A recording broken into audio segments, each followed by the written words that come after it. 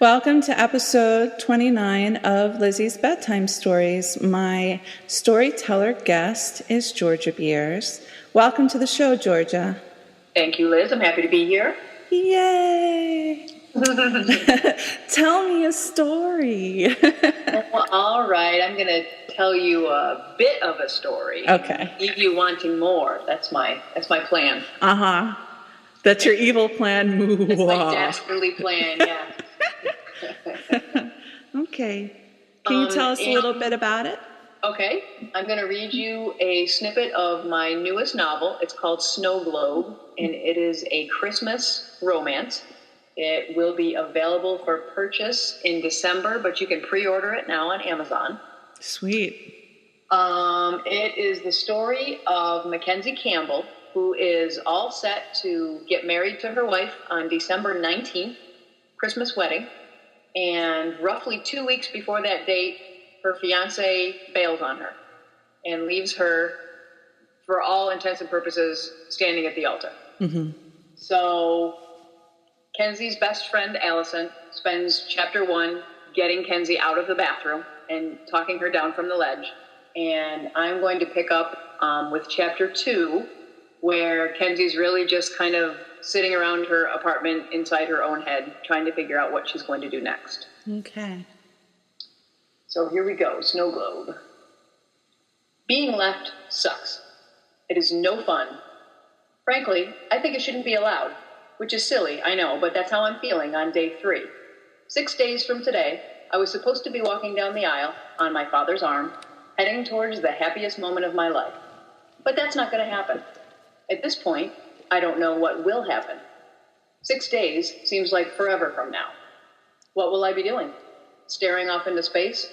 Plotting Kim's violent death? Hanging from my own shower rod? I have no idea. What I do know is that I won't be walking down the aisle into wedded bliss. My phone rings, hauling me out of my own self-pity, which is probably a good thing. I glance at the screen of my cell and see that it's my mother calling. Probably not a good thing. I answer anyway, because I am a good girl like that. Hi, Mom. Hi there, sweetheart. How are you today? She's injected false cheerfulness into her voice, and it irks me. I'm fine, Mom. Apparently, I'm a little snippy, because she answers with, Look, honey, I know you're hurting, but if you don't want me to come over there so much, you need to at least let me call and check up on you and not be annoyed at me when I do it. I suppose she's right. She was popping in every couple of hours over the past few days, and I finally had to tell her to back off. If I want to lie around in the middle of my living room floor, surrounded by snot-filled tissues, and wail about how horrible my life is, while cutting Kim's face out of every picture in the house, I should be allowed to, without my mother walking in and giving me a look of pity. I guess letting her check up on me via telephone instead of unannounced visit is something I'll have to allow. I know, Mom, you're right. I'm sorry.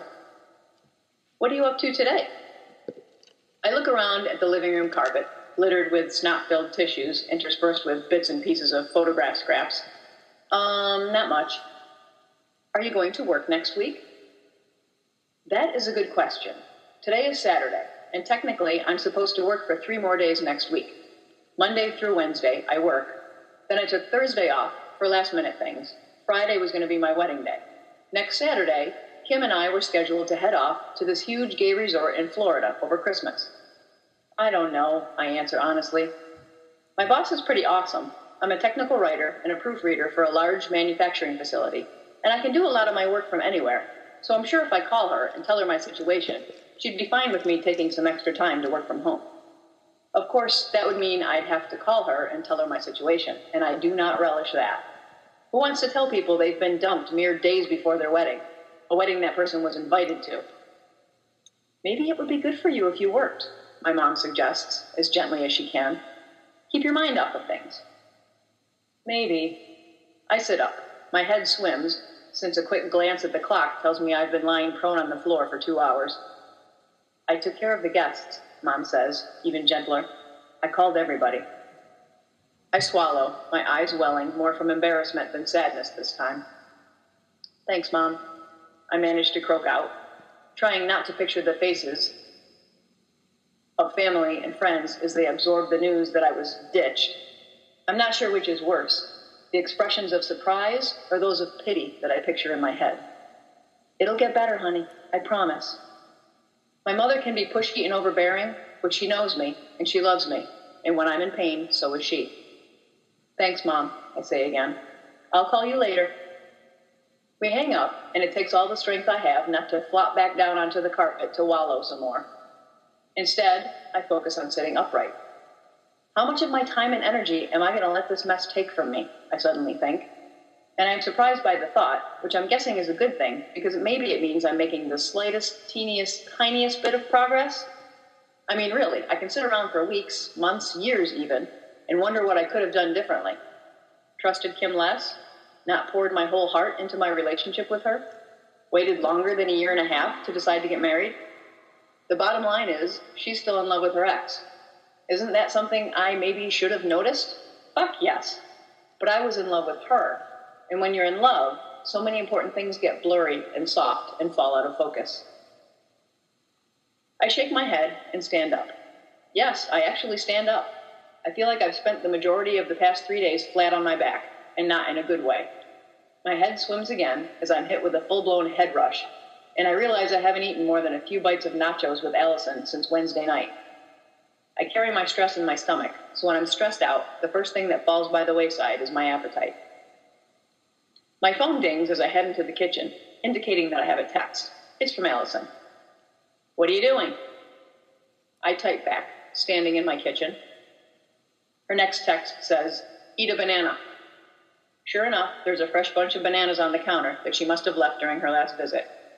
Yes, ma'am, I type back. That's what I like to hear, says her text. Dinner tonight? I take a moment to think about it. My emotions are so swirly right now. I'm fine 1 minute, a blubbering mess the next. Such is the life of the dumpy, I suppose. I may not be the best company, I text, being honest. You don't scare me, she sends back. I smile. Everybody should have an Allison. Okay, I type. Just as I'm texting her that I haven't been to the grocery store in over a week, her text beats me. I'll bring food. You know me so well, I text back. It's the truth. Lucky for you, she texts me. Also the truth. Allison goes back to work, I assume, since her texts stop. She spent a lot of time here yesterday, so she's probably working a Saturday to make up for it. She's a web designer and works from home, but she has much more discipline than I do when telecommuting. That little text exchange was probably what she considered her break, and now she's gone back to whatever project she's working on. Don't get me wrong, I do my work when I work from home. But that doesn't mean I don't also do laundry, run to the store, and wander around Facebook as well. What can I say? I'm easily distracted. I need to deal with my boss. I know this, but I can't imagine actually talking to her. I'm such a wimp. I blame Kim. I've always been a pretty strong person, but she's made me suddenly jumpy, and worse, ashamed. If my mother took care of all the guests, then my boss already knows what happened, and probably won't be surprised to hear my request. I take a deep breath and text instead of call, because I'm a coward. Her reply comes immediately, which surprises me, as it's a weekend. Take all the time you need, it says, not expecting you back until after the 1st. That's a relief, I think. I squint at the screen. Not expecting me back until after the 1st?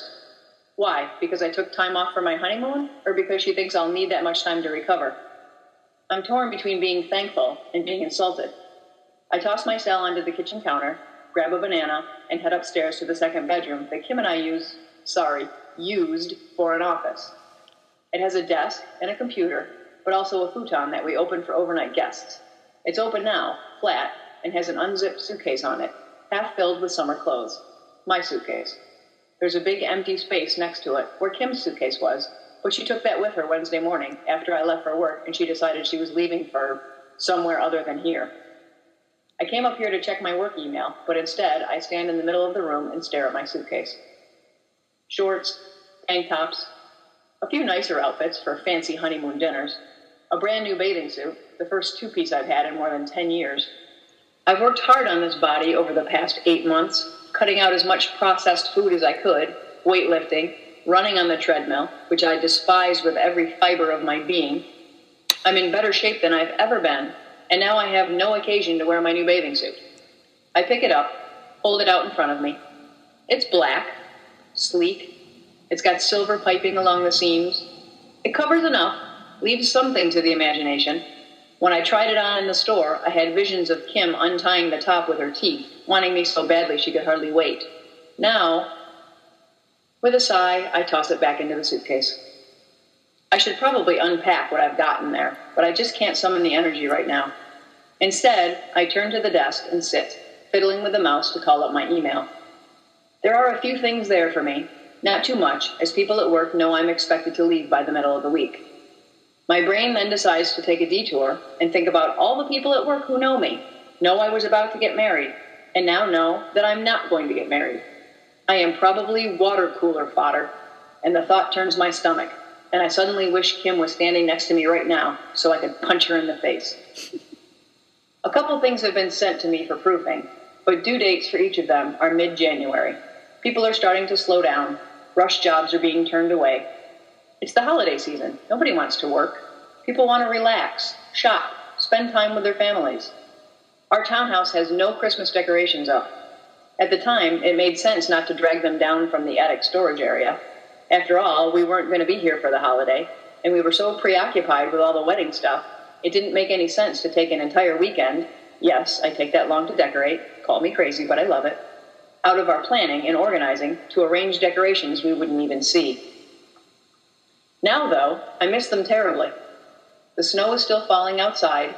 There's a Tupperware container on my kitchen table filled with my mother's Christmas cutout cookies, and yet there is no tree in my living room. There are no lights surrounding my outside entryway. There are no stockings dangling over my gas fireplace. My house is Christmasless, and it makes me even sadder than I already was. When my eyes well up, yet again, I get angry and swipe at them roughly. Blinking the tears away to clear my focus, I see the email list again and notice one from Rainbow's Edge. I click it open, and it turns out to be exactly what I expect, the confirmation of our reservation to their resort from December 21st through December 28th. I heave a huge, worn-out breath. The Rainbow's Edge is fairly new. It's an enormous gay resort on a beach in western Florida, actually marketed as a giant gay cruise ship on land. It holds a maximum of 3,000 guests when completely booked, and it's open to both gay men and lesbians. It's only been open for 3 years, but Kim and I have friends who've gone and did nothing but rave about it for over a month after they returned. With more and more states legalizing same-sex marriage, it's become almost a gay wedding mecca, complete with an entire floor of honeymoon suites. Kim and I have one booked for a week. I now realize that we still have one booked for a week. Yet another goddamn wrinkle I will have to deal with, I think, and a fresh wave of hatred for my ex of 3 days washes over me. I was so looking forward to going there, to getting away from the cold and the slush and the dangerous driving conditions and the dry skin, all results of winter in the Northeast.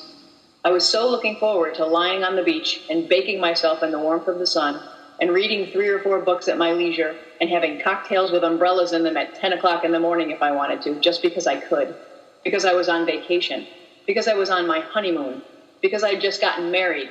God damn her for taking yet one more thing away from me this week.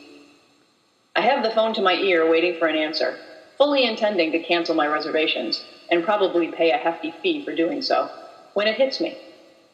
Like a Mack truck, it hits me, and the gentleman on the other end of the call, who says his name is Trent, has to ask if he can help me 2.5 times before I find my voice. Yes, hi, sorry about that. I clear my throat. I have a reservation for next Saturday, December 21st. My name is Mackenzie Campbell. I hear computer keys clicking, and then Trent says cheerfully, Yes, Miss Campbell, you have a honeymoon suite booked for the week. Good thing we're almost filled to capacity. My confusion over whether I'm really going to do this dissipates as I say to Trent, Can you tell me, is it possible to extend my reservation? You want to stay longer, he asks. Actually, no, I want to come sooner, I tell him. His voice broadcasts his surprise. Well, that's unusual. Let me see. More keys clicking. When would you like to come, Miss Campbell? I was thinking of this Wednesday, the 18th. I was going to have to fight with the airlines to change my ticket, but I am prepared to do so. This feels too right not to. You're in luck, Trent tells me, and my smile grows wide. I can put you in the same room 3 days sooner.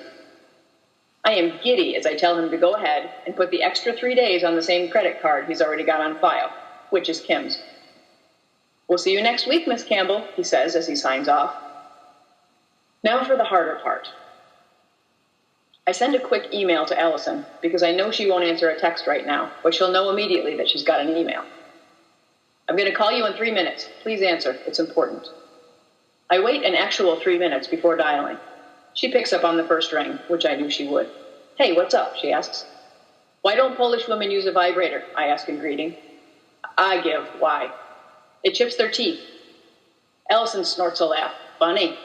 You called me in the middle of my workday to tell me a Polak joke? It's been a while, I say. That's true, she tells me. But no, that's not why I called. I wet my lips and take a deep breath.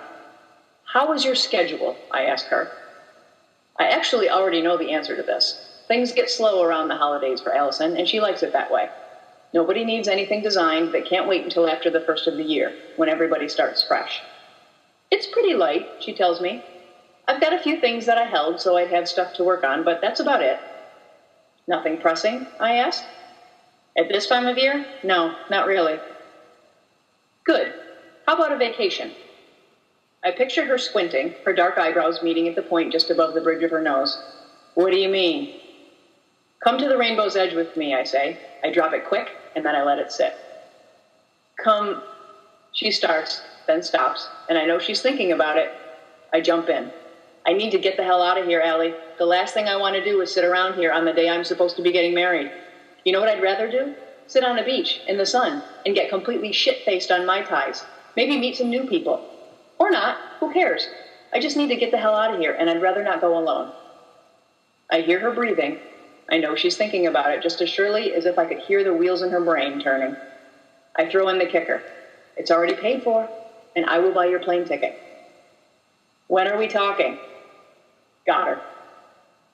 Wednesday? That would give you almost 3 days to get your ducks in a row with work. Let me make a few calls, she says. The end. It's good to have an Allison. It's good to have an Allison, isn't it? Yes, it is. She's a fantastic friend. Mm-hmm. And for those of you perky listeners out there, this is a very fun book, and I want to go to Rainbow's Edge. Me too. It's ginormous resort with all of us queers, and it sounds fantastic to me. So thank you so much for coming on the show. Thank you. I appreciate the chance to get some of this out there. Let people get the taste. Absolutely. It's a very cool book, and I got it before everybody could get it.